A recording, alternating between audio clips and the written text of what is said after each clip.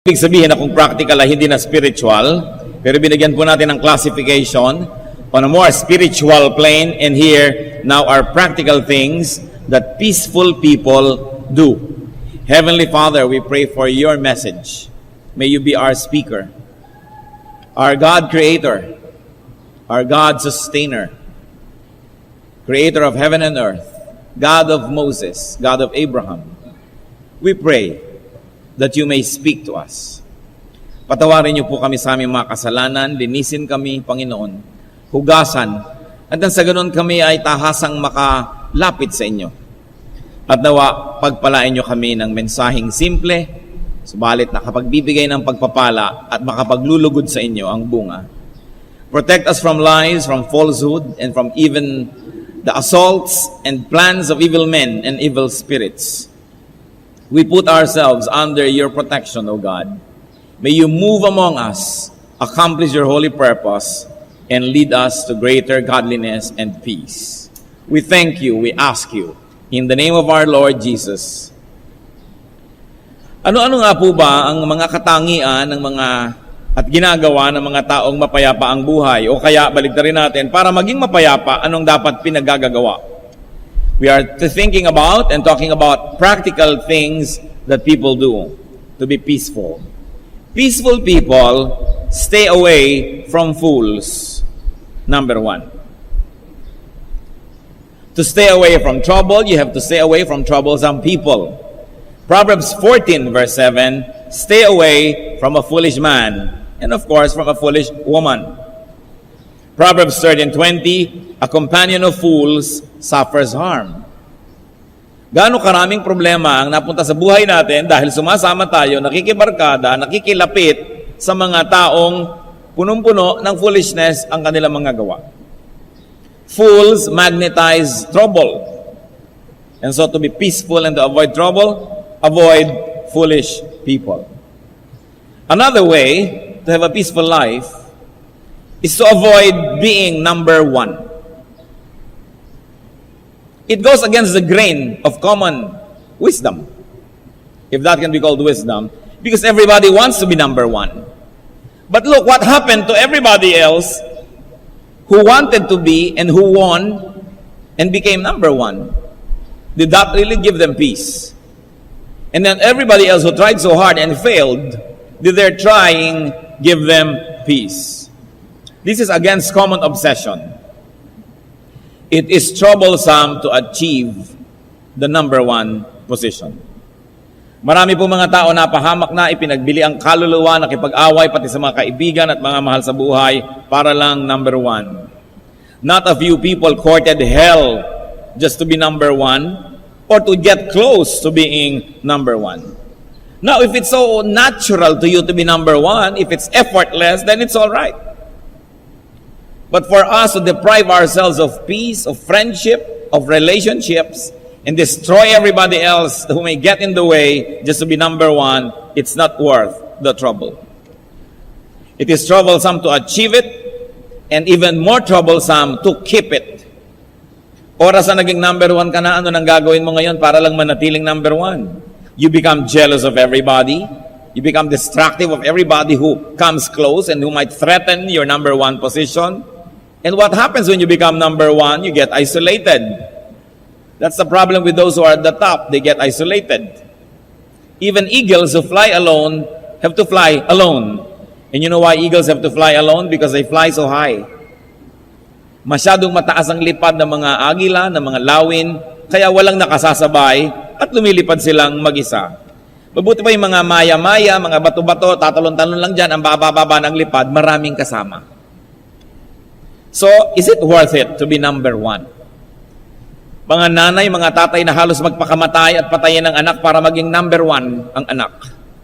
Ano tuloy ng tingin ng anak sa lahat ng classmate? Competitor. Wala na siyang kaibigan. Lahat na lang gusto niya lagi maging number one. Yung mga sinikap lagi maging number one. Well, we are not diminishing the value of being number one in some important fields of life. But the truth is, what does it really give the winner?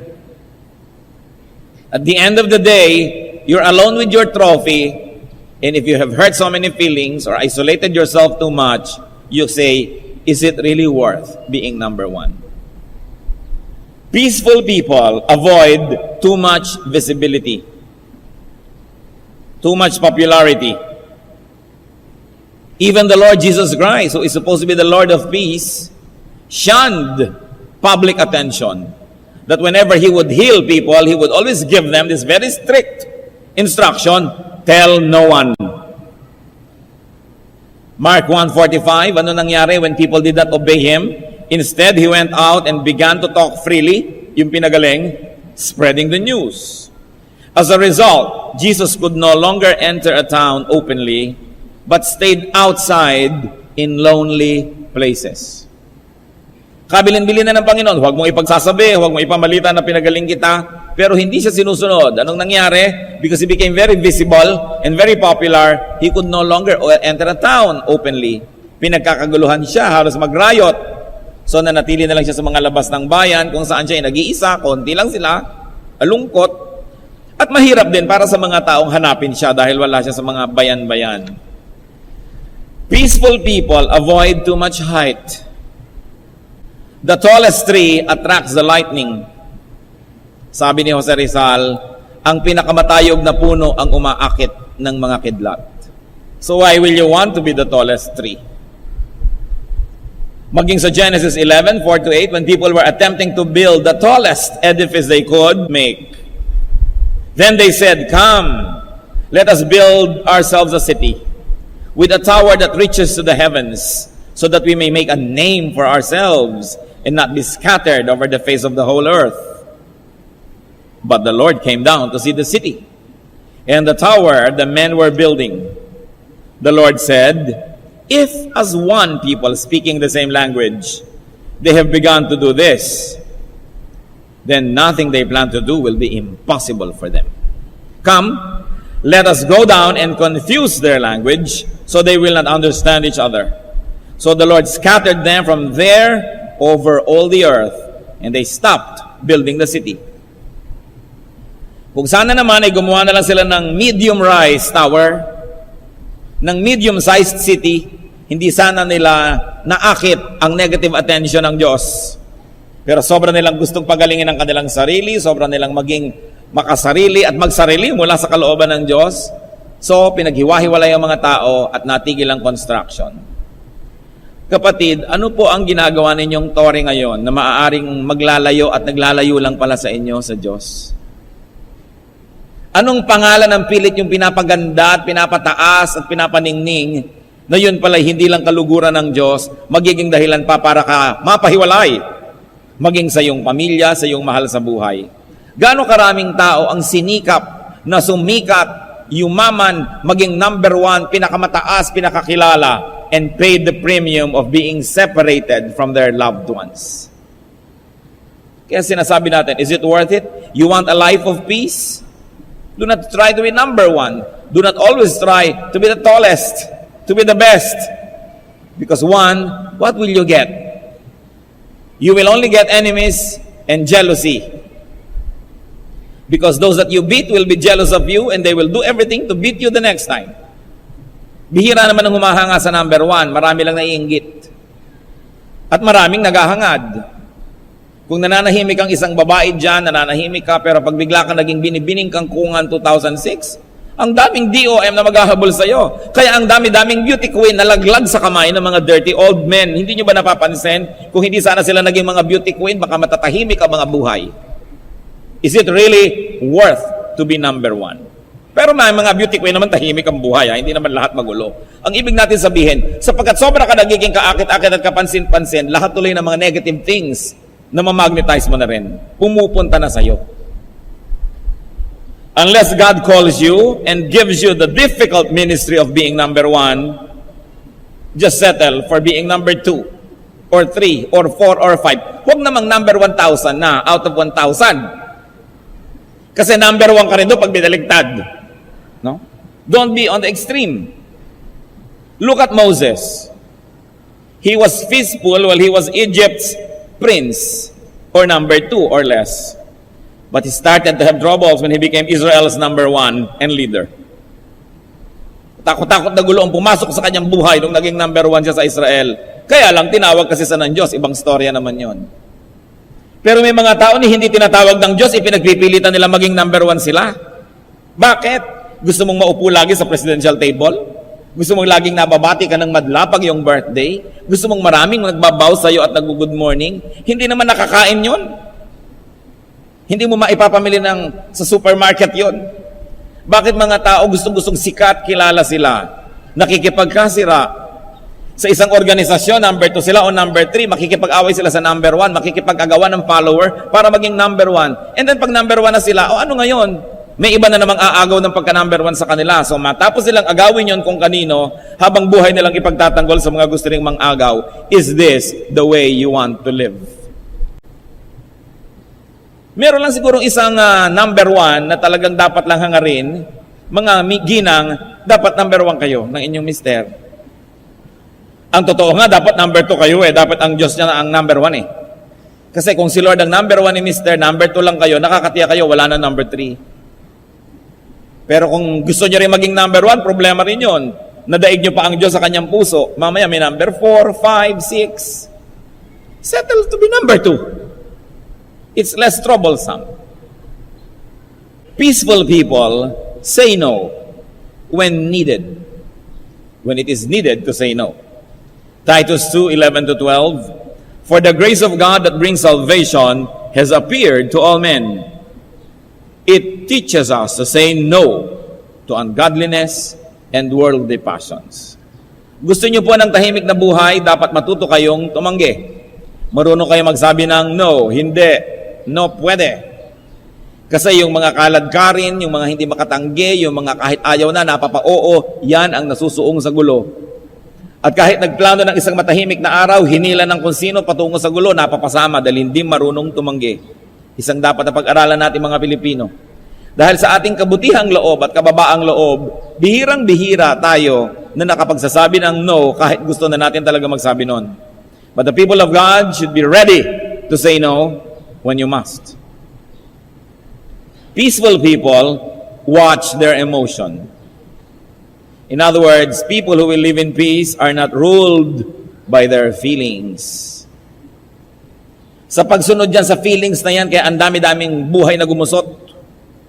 Minamahal ang hindi dapat mahalin, hinahanap ang hindi dapat hanapin, kinakalong ang hindi dapat kalungin, kaya nagkakagulo ang buhay.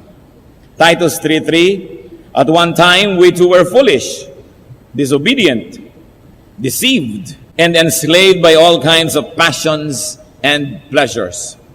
But the people of God who will have peace in their lives will know how to rule over their passions.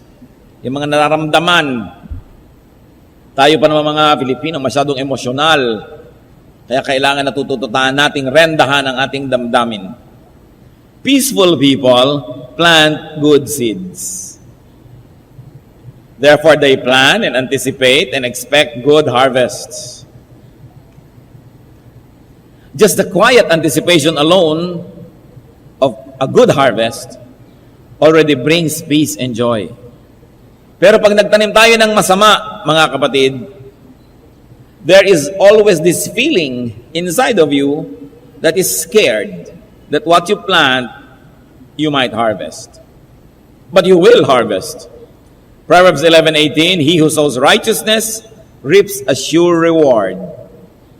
Galatians 6:7, a man reaps what he sows. Kung anong itinatanim, inaani. Ang mga taong mananahimik ang buhay, lalong-lalo dun sa mga bandang huli na panahon ng kanilang buhay sa mundo, yung mga tao na dun sa bandang una ay nagtanim ng mabuti, nagtanim ng maganda, sapagkat pagdating ng panahon, nag-uumpisa ka ng umani ng iyong mga itinanim, nadadagdagan ng iyong kapayapaan. Related to planting, peaceful people save, make, and keep savings. In other words, ang tunay na mga payapang tao, kadalasan may savings. Kung hindi man yung savings nila sa kagandahang loob na ginawa nila sa kapwa at alam nilang kung darating ang panahong sila yung mga ngailangan ay meron ding dadamay sa kanila, meron silang literal, financial, material savings. Bakit? Sabi sa Proverbs 6:6-8, go to the ant, you sluggard. Consider its ways and be wise. It stores its provisions in summer and gathers its food at harvest. Sabi, hoy tamad, tingnan mo yung langgam at suriin mo ang kanyang buhay. Nag-iipon siya ng pagkain sa tag-araw. Siyempre, yung concept ng tag-araw is in the other parts of the world where there is winter, where it's impossible to gather food. So pag summer, that's your short window, the short time in which you can gather food. Sabi yan, ang mga langgam sa summer, sa tag-araw, nangongolekta ng pagkain, hindi sa tag-ulan na aanurin sila ng ulan o ng baha. Pag dumating ng mga ulan, nandun na sila sa mga lungga nila, tahimik na, at kinukwenta-kwenta na nila yung mga naipon nilang pagkain na sapat sa buong panahon ng tag-ulan o taglamig. And they gather their food at harvest. Kailan ka nga naman dapat maghanap ng mga makakain, nag-iipon sila ng mga buto, mga nahulog ng mga kung ano-anong mga bunga ng mga puno, dahil sa panahon ng harvest nila ginagawa yan kung saan pinakamaraming available food to gather. How can we learn from the ants? Kailan po tayo dapat mag-ipon para sa pangangailangan natin? Dapat habang bata-bata ka pa. Young adults, very especially, it's time to save and plan for your retirement. Because when you start to save and plan for it when you're 70, that's probably still possible, pero medyo mahirap na yan. Pag lumampas ka na sa tanghaling tapat ng iyong buhay, sa harvest time ng iyong buhay, sa kalakasan mo, mahirap na magpundar, bagamat hindi naman imposible. Pero dapat iniisip na yan ng mga young adults. Mga anywhere from 25 to 35, dapat ang iniisip nyo ay hindi puro mag-load ng cellphone, hindi puro maghanap ng kung saan kapihan dyan na hindi na kayo makatulog, kakakape dahil uso. No? Kundi mag-ipon-ipon na, mag-ayos-ayos na. Yun daw babae na na pinag-uusapan sa Proverbs 31, ang sabi dito sa verse 25, she is clothed with strength and dignity. She can laugh at the days to come. Bakit niya mapagtatawa na ng mga darating na araw? Ano ba yon? Yung pagtanda niya, yung pagdating ng mga rayuman niya, yung pagdating ng tumataas ang kanyang mga uric acid, lahat na, yung siya ay kailangan na sigurong ma-wheelchair o siya ay kailangan ng mga nurses at mga gamot at maintenance medicine at kung ano-ano. Why can she laugh at the days to come? Kasi may inipon. Paano mo mapagtatawanan yung darating kung wala ka ang inipon? Siguradong iyak ang isasalubong mo doon. Kaya sapat po ang mga example sa Bible na bagamat tayo espiritual, pero huwag natin kakalimutan nakatira tayo sa lupang katawan na ito na kailangan pakainin, kailangan bigyan ng gamot, kailangan takpan ng kumot kung maginaw, magkaroon ng jacket, magkaroon ng payong, kailangan magbayad ka ng kuryente, ng tubig, at kung ano-ano pa. Kaya sabi po ni Solomon sa Ecclesiastes 10:19, money is the answer for everything. Gaano karaming suliranin ng tao ang malulutas kung may pera lang sila? Ang dami. Kaya hindi ko mo tayo Kristiyano, mamaliitin nyo yung pera. Part of spirituality is to work hard, to gather, so that when times come, we can laugh at the days to come. We should make it a goal to be able to laugh at financial problems to come. Dahil handa ka. Hindi yung kung kailan ka mamamatay, itutumba mo na lang yung bangkay mo sa iyong mga kamag-anak, bahala na sila. Hindi kung pag nagkasakit ka, ihihiga mo na lang yung katawan mo doon, bahala na rin yung mga tao. Bagamat sa ilan siguro sa atin, medyo advanced na yung panahon, may edad na tayo para magsimula pa magsikap muli. At kung tayo naman ay gumawa ng mabuti sa ating mga mahal sa buhay, binigay natin yung best, din sila ang ating retirement plan. Pero yung mga bata pa, yung kaya pa natin magplano, gawin nyo yan, mga young adults. Ngayon pa lang, iplano nyo na. You must be clothed with strength and dignity when you grow old. Alam niyo ibig sabihin nun? Dapat nababalot kayo ng pera. Dahil yung strength and dignity, hindi mo ma-afford pag wala kang pera. So, hindi tayo dapat mukhang pera at hindi tayo maibigin sa pera, pero dapat gumawa tayo ng marami niyan habang kaya natin. Kasi kung ayaw nyo, pwede nyo naman ibigay sa akin. Di ba? Pwede nyo ibigay sa iba. Kung ayaw nyo talaga, pero ayaw nyo nga ba? Akala kasi ng iba, kung sila Kristiyano, hindi na pinag-uusapan niya mga bagay na yan. But you make and keep savings so that you will have peace. Hindi yung bumubula na yung bibig, tumitirik na yung mata, nag-iisip ka pang uminom na lang ng kortal, kung meron pa nun, kasi wala kang pambayad sa ER. Ang hirap naman yata nun. No? Kaya kung tahimik at payapa, dapat meron kang sinalansan ng konti dyan. Peaceful people pace their lives. They pace their time. Nakaschedule ang mga bagay-bagay. Bagamat meron naman tayong flexibility, pero may plano ka man lang kung anong gusto mong gawin sa buhay. What do I want to achieve this next 2 years? What do I want to achieve this next 5, 10, 20 years? Kailan ako magse-semi-retire? So anong dapat kong gawin ngayon para mangyari yung plano ko na yan? Dapat meron tayong kalendaryo man lang. Psalm 90 verse 12, teach us to number our days aright. Turuan nyo kaming magbilang ng araw o bigyan ng halaga ang mga araw at hindi lang ito bilangin. So, teach us not only to count the days, but to make the days count. Very crucial. At sa Ecclesiastes 3:17, sabi ni Solomon na pinakamatarunong na lalaking naglakad sa balat ng lupa, for there will be a time for every activity, a time for every deed. So, paano po natin maiiwasan na lagi nagkakandarapa, nagmamadali, nag-aapura dahil hindi peaceful yung ganong paraan? Number your days. Gusto nyo makakaalis kayo sa bahay sa umaga ng mapayapa, tahimik, gabi pa lang, planchahin nyo na isusuot nyo. Kung kayo ang namamlansya. Ipilan nyo na yung sapatos, yung medyas, yung belt, yung isusuot nyong lahat-lahat, yung bag, para hindi sa umaga, nagkakandarapa, kahabol ka ng habol, kung ano-anong ginagawa mo, ang gulo-gulo tuloy. So, there is a time for everything. When it is planned, you will be peaceful. Napakahirap na may kasama ka sa bahay, lalo asawa mo, tatay mo, nanay mo, o husband o wife mo, na ang gulo-gulong mamuhay. Aalis na lang kayo, tatakbo pa uli pabalik dahil wala pa pala siyang belt. Tapos hinahanap yung plancha sa ilalim ng mga kaldero. 3 kwarto na ang napasok, hinahanap yung sapatos niya. Huwag kayong mamumuhay ng ganyan, hindi yan makadiyos kasi magulo. At pag magulo, umiinit ang ulo mo. Pag mainit ang ulo mo, mahirap maging mabait, mahirap maging mabuti. Nagkakanda-away-away ang mga tao. If only they would number their days and number their minutes and plan, then you will live peaceful lives. Finally, for today, peaceful people accept what cannot be changed. You change everything you can by God's help and accept things that you cannot change. It means we transcend troubles with faith and spirituality.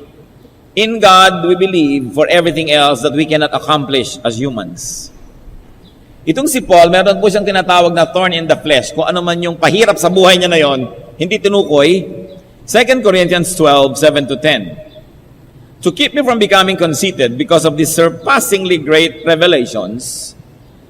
So napakarami palang ibinigay ng Panginoong Diyos kay Paul. So para huwag siyang maging mayabang, there was given me a thorn in my flesh, a messenger of Satan, to torment me.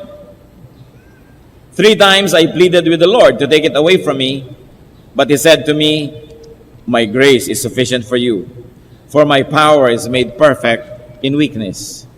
Therefore, I will boast all the more gladly about my weaknesses, so that Christ's power may rest on me. That is why, for Christ's sake, I delight in weaknesses, in insults, in hardships, in persecutions, in difficulties.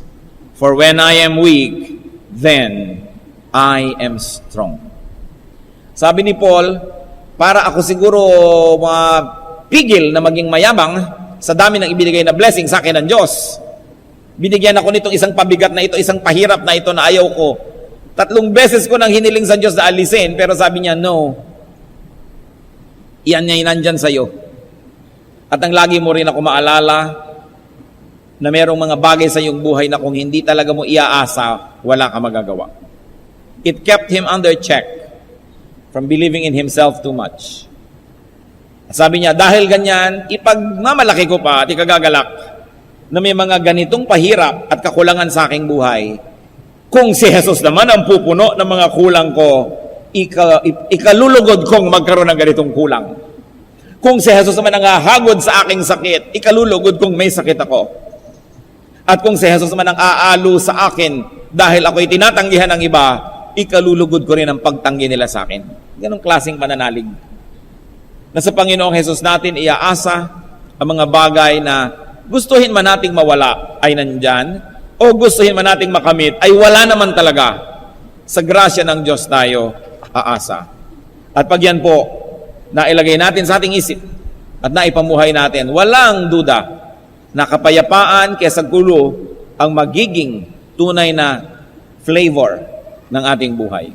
Ang mahalaga, peace. And a peaceful life is a product of discipline. It is a product of hard work. Hindi basta-basta nagiging payapa ang buhay ng isang tao. Yan ay kanyang pinagsisikapan. Sa katalinuhan ay tinatanggal niya ang mga nakakagulo. Tinatangkilik niya ang lalo pang nakakapagpapayapa. At lagi siyang buong talinong namimili kung alin ang ilalagay at tatanggalin sa kanyang araw, sa kanyang buhay. Dahil bawat tao, bawat bagay na bigyan natin ng pansin at bigyan natin ng puwang ay maaaring magdala ng gulo o katahimikan.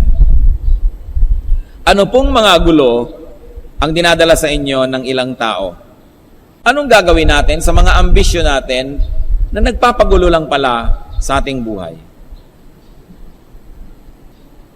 A peaceful life is to be desired, but just the same, it must be worked for. Discipline is important.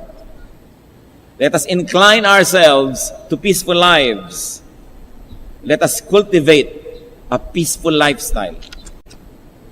At napakahalaga po yan sapagkat baliwala nga ang lahat ng ibang mga magagandang bagay kung hindi naman payapa ang ating buhay. Aming Diyos, kami po ay patuloy na humihingi ng karunungan sa inyo. Ipakita mo sa amin kung alin sa mga pinag-usapan namin, Panginoon, ang kailangan naming sundin agad. Practical ways to attain peaceful lives. Bigyan mo kami ng karunungan para huwag kaming madaya ng emosyon, huwag kaming madaya ng pagmamadali o kakulangan ng oras. Teach us to discipline and put structure into our time so that we will always have enough time to think, to pray, to meditate. Diyos na mahabagin, aming Ama ng kapangyarihan. Narito yung mga anak dahil sa pagsusuri ng buhay, they classify their lives as troubled. This is not the kind of life you want your people to have, O God. Hindi ito ang kalooban mo para sa amin.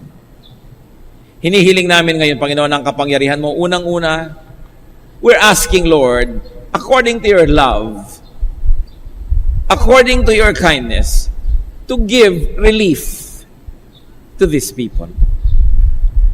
Bigyan mo, Panginoon, ng isang kagyat na ginhawa, kahit hindi pa nalulutas sa mga suliranin, hindi pa naaayos sa mga gulo, isang mapagpalang himala ang ibigay mo. Hipuin mo mga puso ng mga nananalig ng mga anak mong ito, at sa kabila ng lahat ng gulong, dinadala nila ngayon sa iyong paanan at isinusuko. Hipuin mo, Panginoon, at pagkalooban ng kakaiba, mahimalang kapayapaan at katahimikan ng loob. This is not beyond you. You are the God of power. And we ask you, Lord, to give relief, especially to those who have been pressured and vexed for long, too much by troubles. At matapos siyang kagyat na ginhawang hinihiling namin, Panginoon, kasunod namang humihingi kami, nabigyan mo ang mga anak mong ito ng karunungan na makilala ang pinag-uugatan ng kanilang mga gulo. May they recognize all the windows and doors through which trouble enter their homes, their hearts, their lives, and may they learn to shut these windows and doors. At kung ano pa po yung mga pumasok na mga gulo na bigyan mo sila ng lakas ng loob, ng isip, na paalisin at palayasin sa kanilang buhay ang mga nanggugulo dito. Nawa, Panginoon, bibigyan mo kami ng discernment so that we may recognize troublemakers and refuse entry into our hearts. May we recognize elements, people, situations, dreams, goals, aspirations, objectives.